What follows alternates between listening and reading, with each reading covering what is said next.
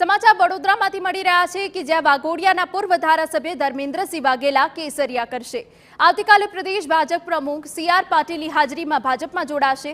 અપક્ષ ધારાસભ્ય પદેથી રાજીનામું આપ્યા બાદ હવે ભાજપમાં જોડાશે તેવી વિગત છે।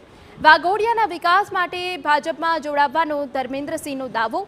રામ મંદિર પીએમ મોદીના કામથી પ્રભાવિત થઈ ભાજપમાં જોડાવાનો નિર્ણય કર્યો હોવાની વાત પણ કહી। કોંગ્રેસ આપ સહિત અન્ય પક્ષના 10,000 કાર્યકરો પણ ભાજપમાં જોડાશે। 1 લાખ કરતા વધુ મતથી વાઘોડિયાની પેટા ચૂંટણી જીતવાનો પણ દાવો કર્યો।